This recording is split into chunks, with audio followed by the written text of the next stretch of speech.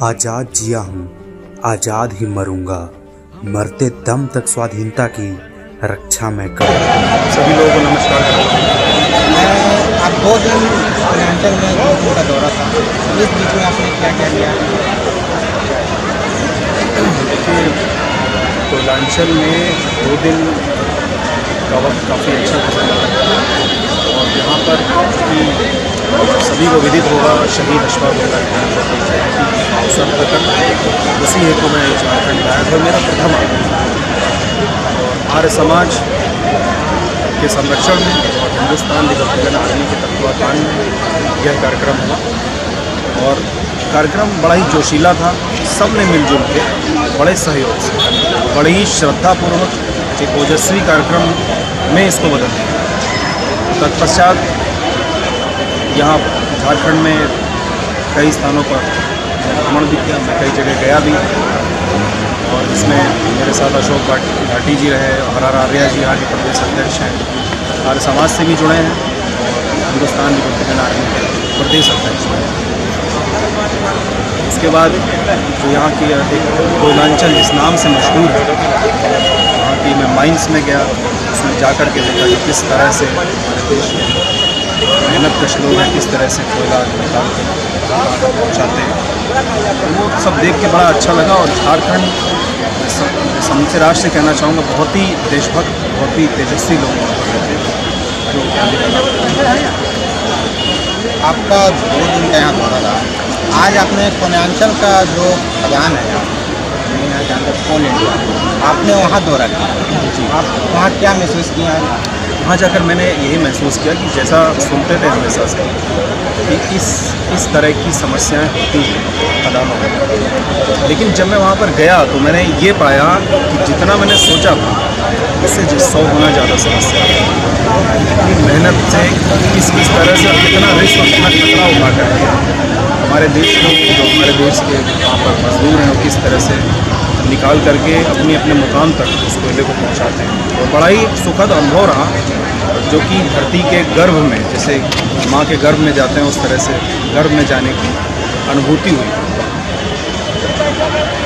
चंद्रशेखर आज़ाद उस समय बोलते थे, मैं आज़ाद हूँ, मैं आज़ाद ही रहूँगा।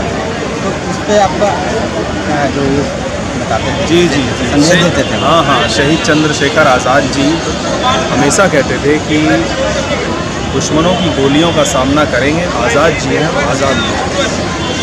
तो कुणाल भाई, उनका मैं बहुत दिलचस्प, उनकी वीरता भी इसी किस्से से जुड़ी है। आज के युवाओं को भी इससे सीख लेनी चाहिए। जहाँ पर अब देखो 23 साल के भगत सिंह थे, 24 साल के चंद्रशेखर आज़ाद, 27 साल के अशफाक उल्लाह खान, कोई भी 30 साल से ऊपर था ही नहीं।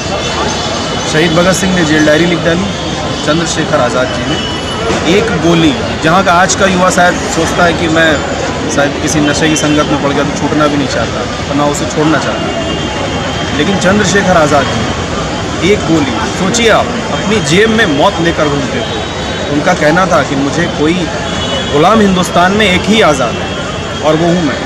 एक ही आज़ाद था, उनका नाम था चंद्रशेखर आज़ाद, और एक गोली वो अपनी जेब में लेकर के इसलिए घूमते थे कि उन्हें पता था जिस दिन मेरा मौत से सामना होगा उस दिन सामने वाले की गोली मुझे नहीं मारेगी, ये गोली मेरे लिए रखी है।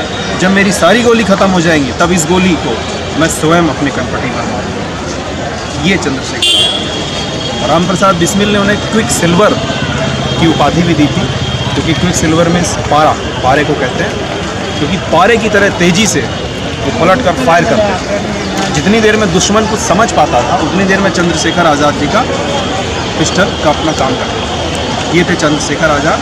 और सांडर्स हत्याकांड से लेकर के काकोरी कांड तक अगर किसी को सुरक्षा का जिम्मा दिया जाता था तो वो चंद्रशेखर आज़ाद ही होते थे, वही सबकी सुरक्षा का जिम्मा लेते थे। मैं पूछना चाहता हूँ उनके बारे में, जो आपके पारिवारिक जो जीवन है वो कैसा बीता है, उस पर थोड़ा सा आप बता सकते हैं? हाँ, उसको मैं बताता हूँ। देखिए, थोड़ा मैं विश्लेषण से बता देता हूँ आपको। पंडित टीकाराम तिवारी, कानपुर के देहात, एक जगह है कानपुर देहात है, वहाँ पर मोती गाँव, वहाँ पर पंडित टीकाराम तिवारी होते हैं। ब्राह्मण होते थे बहुत बड़े, और उनके 2 पुत्र हुए थे, पंडित सीताराम तिवारी, पंडित राम भरोसे तिवारी। पंडित सीताराम तिवारी जी के चंद्रशेखर आज़ाद जी और शहीद चंद्रशेखर आज़ाद जी और सुखदेव जी हुए, और पंडित राम भरोसे तिवारी के पंडित लक्ष्मण प्रसाद तिवारी, पंडित महावीर प्रसाद तिवारी, पंडित अंजनी तिवारी। तो जो पंडित महावीर प्रसाद तिवारी, उनका बेटा मैं हूँ। महावीर प्रसाद तिवारी के पुत्र पंडित सुजीत आज़ाद जी का, उनका बेटा मैं हूँ। और मेरा जो बचपन, मैं खुद का बताऊँ, या हमारे पूज्य पिताजी का काकोरी कांड के क्रम कुछ में पढ़ना है, जिन्होंने उसमें सजा उन्होंने काटी काकोरी कांड में 5 वर्ष की। उनके मुख से ही सारे किस्से सुने। जैसे मैं जो भी आपको बताता हूँ, मैं किताबी बातें नहीं बताता हूँ। मैंने जो आज़ाद जी के साथ अंतिम दिनों में थे, उनके मुख से किस्से सुने कि क्या हुआ था पार्क में।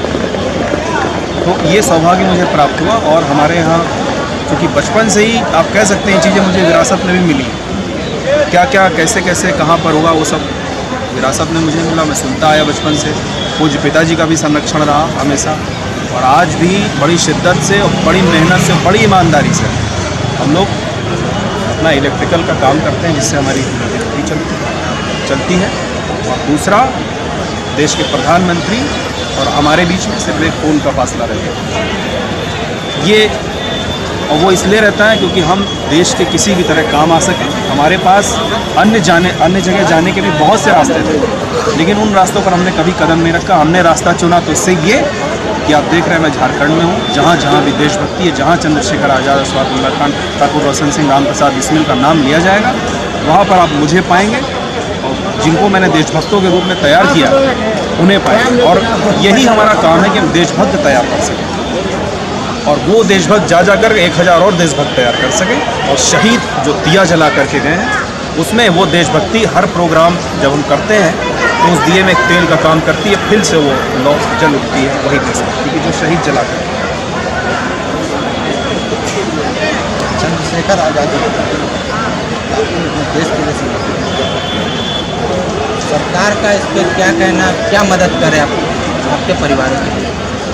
देखिए, सरकार शहीद चंद्रशेखर आज़ाद जी, क्यों मैं सारे ही शहीदों को नाम लूँगा, जो भी शहीद हैं, हम उनमें अपनी अपनी विलक्षण गुण सब में थे। जैसे राम प्रसाद बिस्मिल की अलग प्रतिभा थी, शहीद भगत सिंह जी की अलग प्रतिभा थी। उन्हें विश्वास था कि मैं गिरफ्तार होकर के अपना जो विचार है वो पूरे विश्व में फैला पाऊँगा। लेकिन शहीद चंद्रशेखर आज़ाद जी की अलग विचारधारा थी। वो कहते थे हम आज़ाद रह के जो कुछ कर सकते हैं वो गिरफ्तार होकर नहीं हो सकते। लेकिन वहीं पर हमें भगत सिंह जी का जज्बा देखना चाहिए कि वो गिरफ्तार होना मतलब शहीद अंग्रेज़ों की समय में मतलब अपनी जान दे देना, मतलब छूटना नहीं। जो अदालत भी लगती थी वो नकली होता था, सब कुछ नकली होता था। उसी तरह शहीद चंद्रशेखर आज़ाद जी, उनकी भी विचारधारा थी। तो कुल कहने का ये मतलब है, हम शहीदों को एक तराजू में नहीं तोल सकते। सरकारों को शहीदों के लिए काफ़ी कुछ सोचना चाहिए, और काफ़ी कुछ हम जो नहीं और हम संज्ञान में ला रहे हैं। जैसा कि हमारी यहाँ के प्रदेश अध्यक्ष झारखंड किसी मामले में राज्यपाल से मुलाकात की और वो किसी कारण से आगे बढ़ गए, हम उनके संज्ञान में भी ला रहे हैं सरकारों को कि हमें क्या करना चाहिए और हम क्या कर सकते हैं। और रही आपने कहा सम्मान शहीदों का, तो शहीदों का तो पीछे की सरकारों में काफ़ी पतन हुआ, क्योंकि कुछ एक व्यक्ति ही ऐसे थे जो अपने आप को ही सब कुछ मानते थे। उन्हें लगता था कि वही सब कुछ है, और बड़ी आराम से हमें आज़ादी मिल गई, चरखा चला के आज़ादी मिल गई है। इसलिए शहीदों का सम्मान, जो शहीद परिवार है, आज भी अगर मैं कहना चाहूँ तो सर्वप्रथम कोई प्रधानमंत्री अगर आज चंद्रशेखर आज़ाद जी की कुटिया पे गए तो वो थे प्रधानमंत्री नरेंद्र मोदी। सर्वप्रथम कौन गया कौन नहीं गया मैं नहीं कहूँ, लेकिन मैं जो कह रहा हूँ वो सर्वप्रथम हो गए। उसके बाद सर्वप्रथम कोई भी राष्ट्रपति शहीद चंद्रशेखर आज़ाद जी का जो शहादत स्थल है, अगर वहाँ पर गए तो माननीय रामनाथ कोविंद जी गए, वो भी अपने चलते काफिले को रोक कर। सर्वप्रथम प्रधानमंत्री बनने के 6ठे दिन 7 रेस कोर्स पे बुला करके कोई प्रधानमंत्री यदि शहीद परिवारों से मिलता है तो वह देश के प्रधानमंत्री नरेंद्र मोदी। और उत्तर प्रदेश के यशस्वी योगी आदित्यनाथ जी ने भी, हमने 2 बार कार्यक्रम किए, दोनों बार हमारे कार्यक्रम में आए। और दूसरा, पूर्व के मुख्यमंत्रियों से हमने कई बार आग्रह भी किए हमारे देशभक्ति के कार्यक्रम में आप आए, लेकिन उन्होंने आना तो दूर की बात है, हमें जवाब देना भी उचित नहीं समझा। तो ये सम्मान इतना दिया है। हम ये नहीं कहते कि हमको उन्होंने कुछ दे दिया या हमें सरकारी नौकरियां दे दी या किसी ऊंचे पद पर बिठा दिया, लेकिन एक शहीदों के परिवार के रूप में जो सम्मान उन्होंने दिया है उसके हम सराहनीय। और माननीय राष्ट्रपति रामनाथ कोविंद जी ने भी लखनऊ में जा कर के मेरे पूज्य पिताजी और शहीद चंद्रशेखर आज़ाद जी के भतीजे को राजभवन में सम्मान किया। तो ये सम्मान है, और हम लोग ये मानते हैं जब हमारा कोई सम्मान करता है तो हमारा नहीं होता, वो शहीद चंद्रशेखर आज़ाद जी का सम्मान होता है और वो शहीद भगत सिंह जी का। जी मैं पूछना चाहता हूँ, बीच में एक ऐसा भी एक्टर है जो शहीदों के लिए हमेशा वो खड़ा रहता है, उनका नाम है अक्षय कुमार। वो काफ़ी सम्मान करते जो शहीद हैं और उनको एक मतलब बहुत दर्जा देते हैं। तो उस पर आप जब उनके साथ आपका मुलाकात हुआ तो आपको क्या आश्वासन दिया? देखिए, अक्षय कुमार भाई ने हमसे आश्वासन तो ये दिया। देखिए, मैं आपको बता दूं, पहले तो अक्षय कुमार जी ने भारत के वीर ऐप लॉन्च किया भारतीय सेना को मदद पहुँचाने के लिए उनके परिवार को, वो बहुत ही उसकी जितनी भी तारीफ़ की जाए वो कम है। और दूसरी बात रही अक्षय कुमार से मिलने की बात, तो मैं मिला ही उनसे एक देशभक्ति के मूवमेंट से। हम लोग रेंजर्स पे गए पाकिस्तान हिंदुस्तान के, वहाँ पे उनको सम्मानित किया। वहाँ से खबर अक्षय कुमार के पास में, उन्होंने फिर हमें बुला के फिर हम लोग मिले और आश्वासन यही दिया कि आप जब भी हमें याद करेंगे हम आपके साथ हैं, आपके कोई भी देशभक्ति का काम हो उसमें आपके साथ हैं। ये आश्वासन 2 बार मेरी मुलाकात हो चुकी है और वो हम लोगों के साथ है पूरी तरह से, और वो इसी तरह से अपनी देशभक्ति से पूरे देश को अभिभूत करते रहें जैसा कि वो कर रहे हैं। आप पूर्वांचल आए, यहाँ के जो युवा पीढ़ी आजकल देख रहे हैं, उनको आप क्या संदेश देना चाहते हैं कि देशभक्ति? देखिए, जो युवा है सबसे पहले तो सर्वप्रथम जो बहुत बड़ा मुद्दा है, सबसे पहले तो युवा हो सकता है मेरी बातों से क्या समझें उस बात को, सबसे पहले तो उन्हें नशे को छोड़ देना पड़ेगा। नशा समूचे भारतवर्ष ही नहीं समूचे विश्व को निगल रहा है, और आजकल आप देख भी रहे होंगे बड़ी बड़ी खबरों में कई चेहरे इसमें चल भी रहे। ठीक है, हमें तुलना करनी चाहिए कि 23 साल के शहीद भगत सिंह जी भी थे और किस किस उम्र में लोग नशा करके घूम रहे हैं। ठीक है, तो ना युवा नशा करें और ना किसी को करने दें। वो एक बात सोचें कि हम जब बेहोश होंगे तब मेरी आंखें बंद होंगी या मरेंगे तब। हम नशा करके अपनी आंखें बेहोश होकर के कभी नहीं बंद करेंगे। ये हो गई एक बात। दूसरी बात, हमारे जो कल्चर है, हमारी जो विरासत है, उसको हमें सहेजना है, क्योंकि बार बार भगत सिंह जन्म नहीं लेंगे। हमको ही भगत सिंह बनना पड़ेगा, हमको ही चंद्रशेखर आज़ाद बनना पड़ेगा।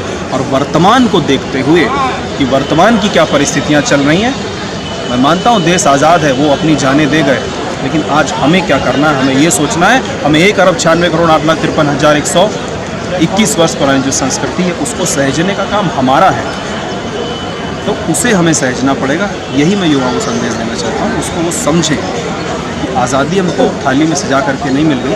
तो यदि शहीदों को सच्चा सम्मान देना चाहते हैं तो जहाँ पर भी यूथ है वो शिद्दत से अपना काम करे, चाहे वो इंजीनियर है, चाहे वो डॉक्टर है, चाहे वो कॉलेज में पढ़ रहा है, और ये सब लोग अपना अपना काम यदि ठीक से करें तो कोई क्रांति लाने की ज़रूरत ही नहीं पड़ेगी देश में।